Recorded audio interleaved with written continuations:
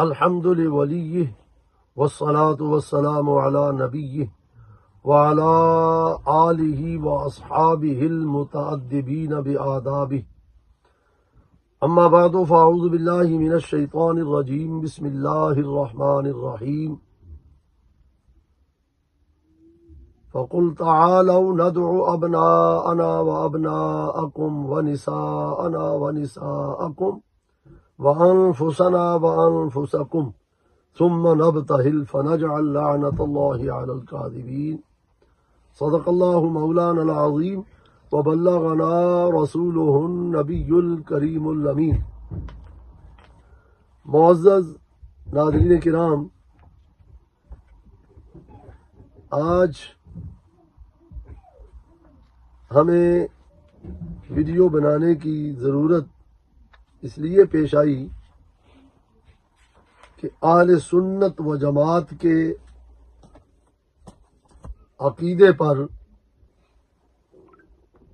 راولپنڈی میں عبد القادر شاہ صاحب کے ادارے میں انہی کی زیر سرپرستی جو پروگرام ہوا، اس میں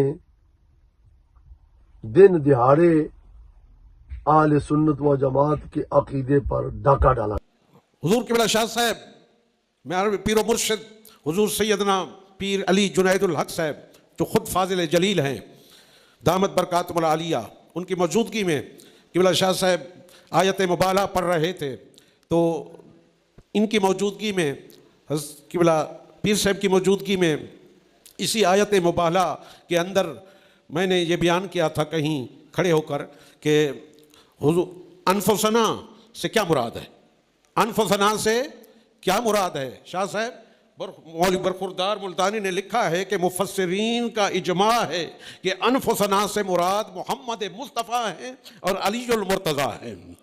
تو علی نفس نبی ہے، علی نفس نبی ہے۔ منطقی انداز میں دیکھو، علی نفس نبی ہے، یہ صغرا بن گیا۔ یہ کیا بن گیا؟ صغرا۔ منطقی اس کو کہتے ہیں شکل اول بنے گی۔ علی نفس نبی ہے اور نفس نبی کے برابر کوئی نہیں ہے۔ صغرے کی دلیل قرآن مجید کی آیت مبالہ کہ علی نفس نبی، صغرا بھی قطعی ہے، کبرا بھی حدیث سے ثابت ہے۔ خصائص علی کے اندر امام نسائی نے یہ حدیث نقل کیا کہ لا تعدل نفس بنفس رسول اللہ، کوئی نفس رسول کے برابر نہیں ہو سکتا۔ نکرہ ماتات نفی ہے جو مفید عموم ہے، کوئی نفس رسول کے برابر نہیں ہو سکتا۔ یہ بن گیا کبرا۔ علی نفس نبی ہے اور کوئی نفس نبی کے نفس کے برابر کوئی نفس نہیں ہے۔ حد آست کو گرائیں تو پھر علی کے برابر کوئی نہیں ہے۔ نتیجہ بھی قطعی ہے، شکل کے مقدمات قطعی تو نتیجہ بھی قطعی۔ نتیجہ یہ نکلا کہ علی کے برابر کوئی نہیں ہے۔ علی کے برابر تو مفاضلے کا مسئلہ ہی حل ہو گیا، مفاضلے کا مسئلہ ہی حل ہو گیا۔ قطعی ظنی اس کو چھوڑیں، اس آیت کو دیکھیں، قرآن مجید کی نص صریح سے علی کی فضیلت ثابت ہو گئی ہے۔ اللہ اکبر۔ اس لیے میں نے ضروری سمجھا کہ اس کا جواب اہل سنت کے پلیٹ فارم سے جانا چاہیے۔ اس کے اندر ایک مولوی نے بیان کیا جس کا نام وہ ہم نے لکھا ہوا دیکھا تھا تقریر کے نیچے، مفتی محمد اشرف چشتی گولڈوی۔ اس نے تقریر کی اور اس نے اس کی تقریر جو ہے وہ آپ ملاحظہ کر لیں۔ اس کے اندر اس نے حضرت علی شیر خدا رضی اللہ تعالیٰ عنہ کرم اللہ وجہ الکریم کی افضلیت کو قطعیت کی صورت میں قرآن مجید کی نص قطعی سے بیان کیا اور بڑا دعویٰ کیا کہ لوگوں کو تو پتہ ہی نہیں، حضور علیہ الصلوۃ والسلام کے بعد آپ کی افضلیت تو قرآن مجید کی نص قطعی سے ثابت ہے، اور اس کا تو انکار ہی ممکن نہیں۔ ناظرین کرام، اس نے جو دلیل پکڑی وہ آپ ملاحظہ کر لیں، اور میں اس دلیل پر بات کرنا چاہوں گا کہ اس نے منطقی صغرا کبرا بنایا اور شکل اول بنا کے تو کہتا ہے کہ میں یہ نتیجہ لوگوں کے سامنے پیش کر رہا ہوں، اور کہتا ہے صغرا یہ ہے کہ قرآن مجید کی آیت مبارکہ جو آیت مباہلہ ہے، اس مباہلہ آیت سے انفسنا سے استدلال کرتا ہے کہ انفسنا کے اندر حضرت علی شیر خدا کا ذکر موجود ہے، لہذا اس سے یہ ثابت ہوا انفسنا سے کہ حضرت علی کا نفس شریفہ یہ عین نفس ہے نبی کریم صلی اللہ علیہ وسلم کا، یعنی حضرت علی کی ذات عین حضور کی ذات ہے۔ یہاں سے دلیل پکڑتا ہے اور پھر آگے صغرا کبرا بناتا ہے، کہتا ہے کہ صغرا کبرا اس طرح بنا کہ نفس علی نفس محمد ہے یہ صغرا، اور کہتا ہے یہ صغرا قرآن سے ہم نے لیا ہے اور قرآن کی یہ نص قطعی ہے، لہذا یہ صغرا قطعی ہوا کہ نفس علی نفس نبی ہے۔ اور آگے کہتا ہے کہ پھر کبرا یہ بنا کہ نفس نبی وہ تو پوری کائنات سے افضل ہے، تو پھر یوں تقریر کرتا ہے کبرا کے اندر بھی وہ پوری قواعد کے مطابق نہیں بات کر سکتا تھا، تو وہاں کہتا ہے کہ حضرت علی حضور کے بعد پھر پوری کائنات سے افضل ہے، یعنی سب سے افضل ہے۔ تو جب چونکہ وہ عین نفس نبی جو ہوگے تو نفس نبی افضل ہے ساری کائنات سے، تو پھر حضرت علی حضور کے بعد ساری کائنات سے افضل ہوئے۔ یہ اس نے استدلال کیا اور صغرا کبرا بنایا۔ پہلی بات تو یہ ہے کہ اس نہ سمجھ مولوی کو یہ نہیں پتا کہ تو نے جو صغرا قرآن سے بنایا ہے یہ صغرا بنا ہی نہیں سکتا۔ یہاں سے دو وجہ ہیں نہ بنانے کی۔ پہلی تو یہ ہے کہ عقلی اور منطقی لحاظ سے یہ بات واضح ہے کہ ذات علی ذات مصطفیٰ ہو ہی نہیں سکتی، ان کے اندر عینیت ہو ہی نہیں سکتی، کیوں؟ دونوں جزئی حقیقی ہیں۔ تو حضرت علی شیر خدا رضی اللہ تعالی عنہ کی ذات جزئی حقیقی، حضور علیہ الصلوۃ والسلام کی ذات مبارکہ جزئی حقیقی، ایک جزئی حقیقی دوسری جزئی حقیقی کا عین عقلاً محال ہے، اور یہ صغرا بنا رہا ہے قرآن سے بنا، ایک محال عقلی ہے اس کو قرآن سے ثابت کر رہا ہے اعلیٰ باللہ۔ اور ایک تو اس کی یہ فنی لحاظ سے یہ بندہ اتنا عاری ہے کہ جزئی حقیقی کو دوسری جزئی حقیقی کا عین قرار دے رہا ہے۔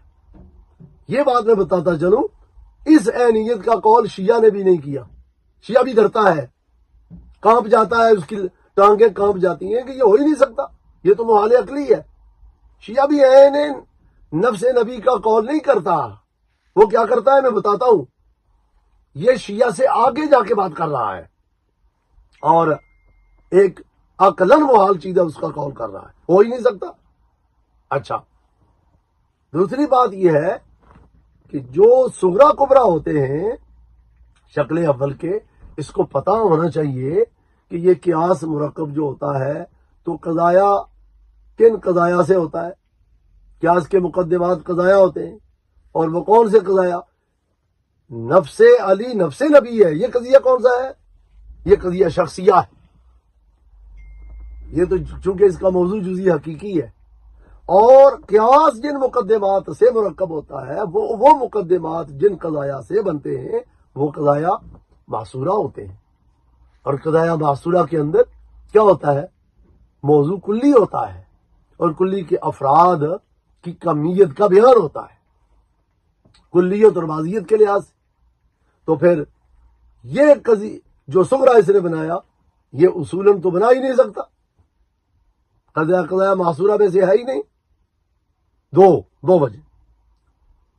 تیسری وجہ یہ ہے کہ یہ اس صغرے کو کہہ رہا ہے کہ یہ قرآن سے یہ قطعی طور پر ثابت ہے، کہ نفس علی نفس نبی ہے، اس کا قول تو شیعہ بھی نہیں کرتا. شیعہ امام فخر الدین رازی رحمہ اللہ تعالیٰ فرماتے ہیں کہ شیعہ یہ قول نہیں کرتا. کیوں؟ فرماتے ہیں کہ وہ شیعہ بھی یہ کہتا ہے الآیت علی ان فدلت الآیت علی ان نفس علی ہی نفس محمد ولا يمكن ان يكون المراد منه ان هذا النفس هي عین تلك النفس. یہ تو ممکن ہی نہیں ہے کہ نفس علی نفس نبی ہو، عین نبی ہو. یہ تو ممکن ہی نہیں ہے. یہ شیعہ کہہ رہا ہے. یہ امام فخر الدین رازی کی تفسیر کبیر اور جلد نمبر 7 اور 8 اور آیہ مباہلہ کے تحت یہ فرما رہے ہیں.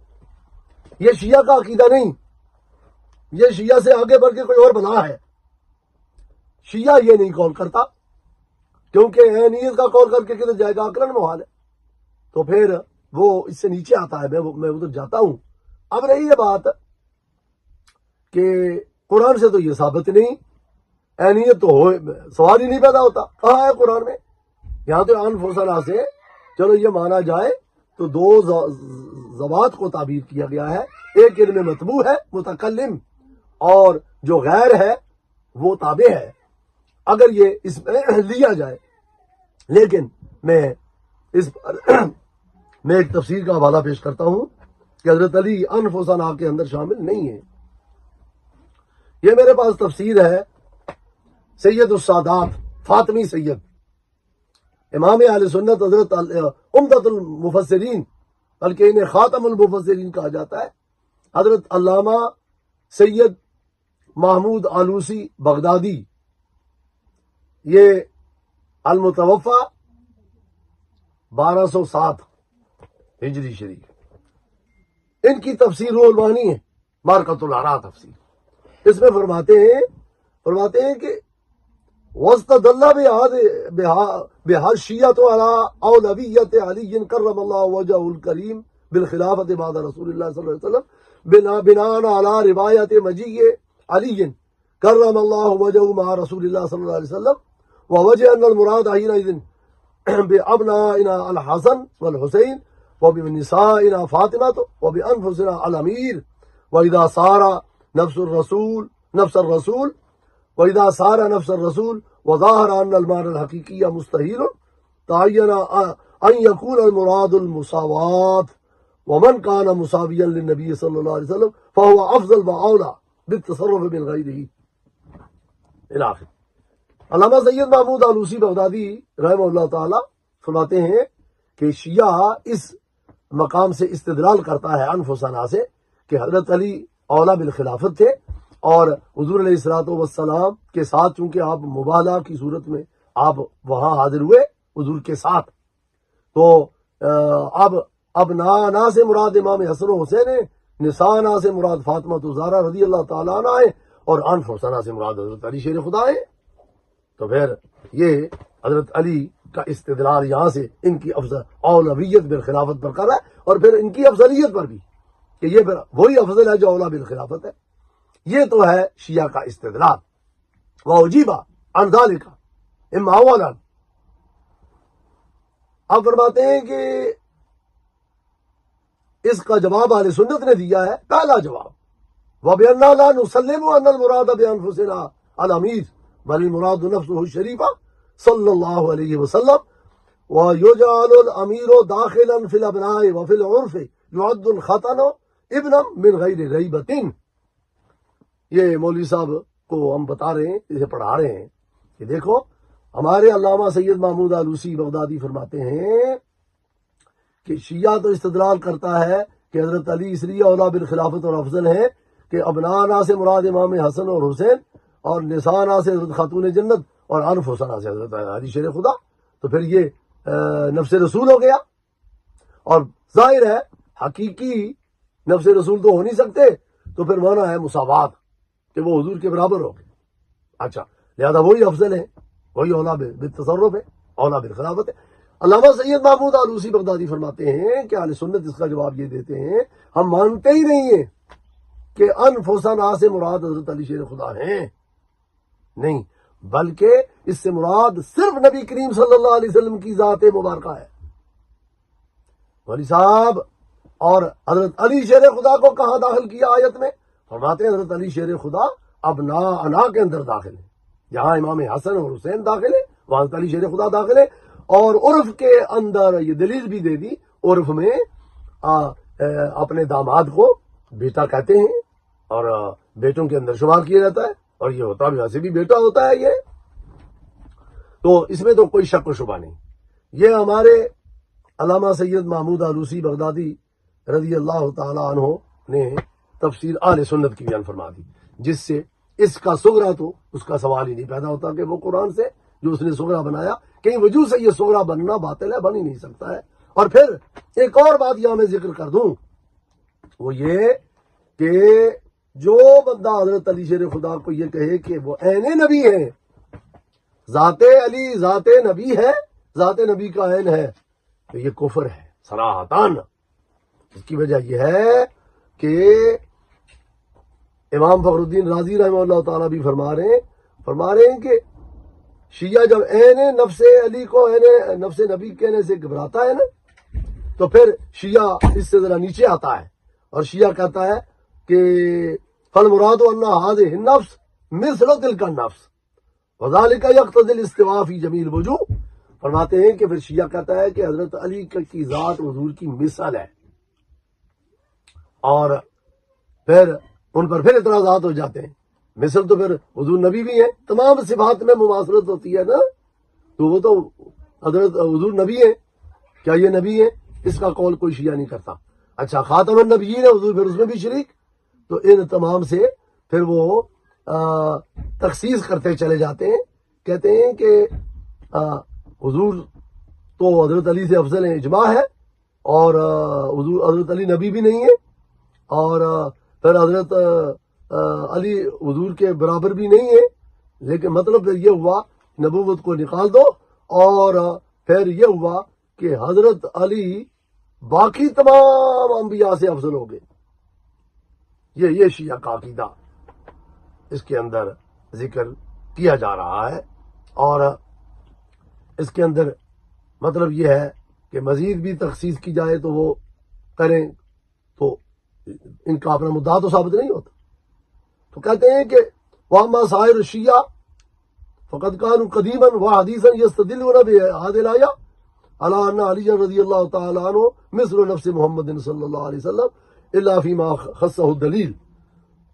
وہ یہ دلیل پکڑتا ہے شیعہ، کہتا ہے کہ یہ حضور کی مثل ہیں، لہذا پھر باقیوں پر ان کی فضیلت جس طرح کہ وہ مولوی تقریر کر رہا ہے۔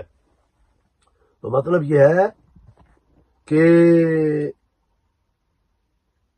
اب حضرت علی شیر خدا رضی اللہ تعالی عنہ کو افضل اس آیت سے ثابت کرنا، یہ تو یہ نہیں کیا جا سکتا، اور یہ شیعہ کا عقیدہ ہے، وہ یہ تقریر کرتے ہیں۔ اور اس کے ساتھ میں ایک اور فنی بات بھی عرض کرتا چلوں کہ مولوی نے جب جو کبرا بنایا ہے، تو شکل اول کا کبرا کے لیے کلیت شرط ہے، ایجاب صغرا اور کلیت کبرا، تو اس پر پھر لفظ کل آئے گا، تو لفظ کل پھر کیسے لائے گا؟ کلو نفس محمد کہے گا، پھر کلو نفس محمد، ہر نفس محمد افضل ہے کائنات سے، تو یہ پھر یہ بتائے کہ نفس محمد تو جزئی حقیقی ہے، اس پر کل آ سکتا ہے؟ ارے میاں کل تو کلی پر آتا ہے، کلو انسان حیوان، کلو حیوان جسم، تو وہ تو کل کا مضاف الیہ بن ہی نہیں سکتا، مدخول بن ہی نہیں سکتا، تو پھر ایجاب پھر کلیت کبرا کہاں سے آیا؟ وہ بھی شرط نہیں پائی گئی، یہ تو شرائط بھی نہیں پائی جاتی، اور عقلاً اور قواعد اور شرائط کے مطابق یہ صغرا کبرا بن ہی نہیں سکتا، تو انہیں کیسے صغرا کبرا بنا لیا؟ اور پھر قرآن مجید سے صغرا کا ثبوت پیش کر رہا ہے۔ یہ اس طرح کی جہالت سے بھی یار عقیدے کبھی بنے ہیں، اور اہل سنت کے عقیدے کو اس طرح کوئی ڈیمیج کر سکتا ہے؟ اگر تم لوگوں میں کو شیعت اتنی پسند آئی گئی ہے تو وہ تو تمہارا اپنا مسئلہ ہے، لیکن اہل سنت کو اس طرح دھوکہ نہیں دیا جا سکتا۔ تو مطلب یہ ہوا ناظرین کرام کہ اس شخص نے ایک خواہ ایک تاثر دینے کی کوشش کی اور جس مجمع میں تقریر کی وہ مجمع اس کو داد بھی دے رہا ہے اور اس کو مطلب یہ ہے کہ واہ واہ بھی کر رہا ہے، تو اس کی اپنی تقریر کی حیثیت یہ ہے کہ یہ کفریہ تقریر ہے۔ میں ذمہ داری سے کہتا ہوں، مولوی محمد اشرف جو مفتی لکھتا ہے، چشتی گولڑوی لکھتا ہے، اس کی تقریر کفر پر مشتمل ہے، کفریہ ہے۔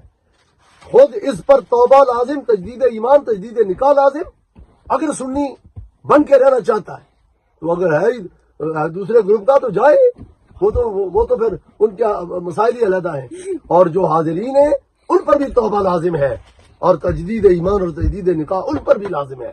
یہ صراحتاً کفر کیا گیا ہے اس مجلس میں اور اس تقریر میں، اور کہتا ہے کہ یہ تو قرآن سے ثابت ہے، حضرت علی کی افضلیت رضی اللہ تعالیٰ عنہ تمام صحابہ کرام پر۔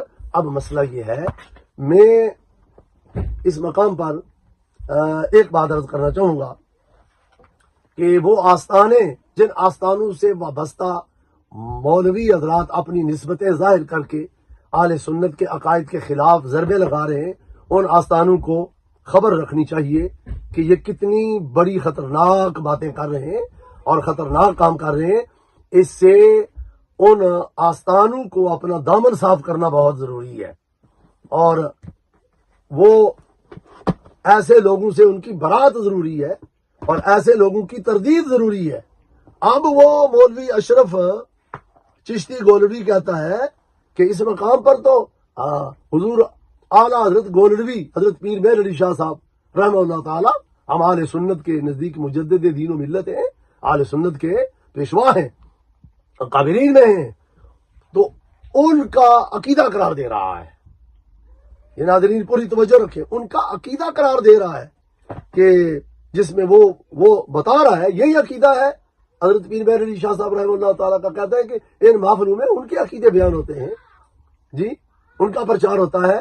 تو میں ذرا یہ اس کو آئینہ دکھاؤں اور پھر میں گزارش بھی کروں گا ان سجادگان سے جو اس وقت گورلا شریف کے سجادہ نشین ہیں کہ اس وقت ہمارا اہل سنت و جماعت کا جو عقیدہ ہے افضلیت کا، وہ اس ترتیب سے ہے جس ترتیب سے خلافت ہے صحابہ کرام میں، اور وہ افضلیت جو ہے ہر ایک کے بعد پھر وہ تمام پر افضلیت آ رہی ہے، یعنی افضل البشر بعد الانبیاء صدیق اکبر علی الاطلاق اور علی جمیع صحابہ و اہل بیت تمام پر، اور اسی طرح ان کے بعد فاروق اعظم حضرت صدیق اکبر کو چھوڑ کے جمیع صحابہ و اہل بیت، ان کو بعد حضرت عثمان غنی جمیع صحابہ و اہل بیت، ان کے بعد حضرت علی شیر خدا رضی اللہ تعالیٰ عنہ جمیع صحابہ و اہل بیت پر بشمول ازواج مطہرات اور حضور کی اولاد مبارکہ سب پر افضل ہے۔ میں یہ اہل سنت و جماعت کا عقیدہ، اور یہ عقیدہ ہمارے پاک و بر صغیر پاک و ہند کے بڑے بڑے لوگ، اور میں داتا علی اجویری ایک میں ویسے نام لیتا ہوں کچھ کا، اور امام ربانی مجدد الفسانی 2، الشیخ عبدالحق محدث دہلوی 3، اور اعلیٰ حضرت پیر مہر علی شاہ صاحب گولڑوی 4، اعلیٰ حضرت عظیم البرکت امام اہل سنت مولانا شاہ عبد الرزاق خان بریلوی 4۔ میں نے ان کے یہ ذکر کیے ہیں، ان کا عقیدہ یہی ہے، اور میں پیر مہر علی شاہ صاحب رحمہ اللہ تعالیٰ کا فتاوی مہریہ سے حوالہ دینے جا رہا ہوں، یہ میرے ہاتھ میں ہے فتاوی مہریہ شریف، اور اس کا صفحہ نمبر ہے 245، یعنی 245 صفحہ اس پر آپ عقیدہ بیان فرماتے ہیں۔ اور میں اس لیے یہ بتا رہا ہوں کہ آیات مبارکہ کو چھوڑیں، احادیث مبارکہ کو چھوڑیں، اجماع امت کو فی الحال ایک طرف رہنے دینا، ہم اکابرین کی تصریحات پیش کرتے ہیں، اور جن کے وہ جد اعلیٰ ہیں، خصوصاً سجادگان گورلا شریف، ان کو تو خاص اس پر نظر کرنی چاہیے کہ کیا پیر مہر علی شاہ صاحب رحمہ اللہ تعالیٰ کا عقیدہ غلط تھا، ان کو یہ صغرا کبرا پتہ نہیں چلا، ان کو نص قطعی کا پتہ نہیں چلا، انفسنا کا علم حضرت پیر مہر علی شاہ صاحب رحمہ اللہ تعالیٰ کو نہیں تھا، آیت مبارکہ کو مباہلہ کو وہ نہیں جانتے تھے، اور یہ 15ویں صدی میں اب اس بندے کو پتہ چلا ہے، اور یہ 15 صدیاں کسی کو پہلے پتہ ہی نہیں چلا، استغفر اللہ جی۔ اور ان کو پیر میر علی شاہ صاحب بھی انہی میں شامل اس کے نزدیک. اب دیکھو پیر صاحب کیا فرماتے ہیں. پیر صاحب فرماتے ہیں سبحان اللہ ان رافضیوں اور شیعوں کا بڑا زبردست رد کرتے ہوئے آپ نے مسئلے کو بے غبار کر دیا ہے. اور آپ نے پھر جا کے ان کے خرافات ذکر کرتے کرتے رافضیوں کے کفریات آگے جا کے فرماتے ہیں کہ بعض نے کہا سیدنا علی رضی اللہ تعالیٰ عنہ حضور علیہ الصلوۃ والسلام سے افضل ہے تو یہ بات کفر ہے. اور نفس نبی علی کو نفس نبی کہنا اس کے اندر افضلیت الشیء علی نفسہ ہی بھی لازم آتی ہے. وہ ایک خرابی بھی ہے. اس بندے کو تو پتہ ہی نہیں ہے نا. لیکن فرماتے ہیں حضرت علی کو جو حضور سے افضل مانے وہ کفر ہے. لیکن ان کے وہ اقوال خاص کر کے توجہ رکھیں تمام حضرات اور سجادگان گورلا شریف. آپ فرماتے ہیں وہ اقوال جو بدعت ہیں کفر نہیں بنتے. وہ یہ ہیں سیدنا علی رضی اللہ تعالیٰ عنہ حضرات شیخین سے افضل بتائے. ہاں یعنی حضرت علی شیر خدا رضی اللہ تعالیٰ عنہ کو جو شیخین کریمین صدیق اکبر اور فاروق اعظم سے افضل بتائے وہ بدعتی ہے. بدعتی اور بدعتی کا معنی ذمہ داری سے میں کرتا ہوں خارج از اہل سنت. بدعتی اور سنی آپس میں نقیضے ہیں جمع نہیں ہو سکتے. اجتماعی نقیضہ لازم آتا ہے جو محال ہے. تو بدعتی اور ہوتا ہے سنی اور ہوتا ہے. بدعتی ہے یہ وہ ان گروہوں میں داخل ہے یہ تفصیلیہ جس کو حضور علیہ الصلوۃ والسلام نے کلہم فی النار فرما کے الا واحدہ کر فرما کے اہل سنت کو مستثنا فرمایا. یہ بدعتی وہ گروہ ہے فرقہ ہے تفصیلیہ. تو اب آپ کو یہ سمجھ آ گئی کہ حضرت پیر میر علی شاہ صاحب رضی اللہ تعالیٰ عنہ آپ کا عقیدہ شریفہ کیا ہے کہ افضل البشر بعد الانبیاء صدیق اکبر ثم فاروق اعظم. یہ عقیدہ ہے حضرت پیر میر علی شاہ صاحب کا. میں پوری ذمہ داری سے کہتا ہوں کوئی ماں کا لال ہے کہ جو سامنا کر سکے اور کوئی اپنے آپ کو بڑے سے بڑا ملا کہتا ہو وہ سامنے آ کے بات کر سکتا ہے کہ ثابت کر سکتا ہے پیر صاحب کیا فرما رہے ہیں. اور یہ ملوانے کیا اپنے آپ کو چشتی گولڑی کہہ کے تو یہ اس طرح اہل سنت کے کو نشانہ بنا رہے ہیں. اور یہ کیا پدی کا شوربہ یہ کیا کر سکتے ہیں اہل سنت کو. اہل سنت کا عقیدہ بے غبار ہے. اس کو کوئی مسخ کرنے والا پیدا ہی نہیں ہو سکتا. یہ تو اسی طرح یہ کرتے رہیں گے اور اپنے انجام کو پہنچتے رہیں گے. اور میں یہ کہوں گا آخر میں کہ سجادگان گولڑا شریف وہ اس شخص کی اس تقریر سے بھی برات کا اعلان کرے اور اگر کوئی وہاں موجود تھے تو وہ فوراً برات کا اعلان کرے.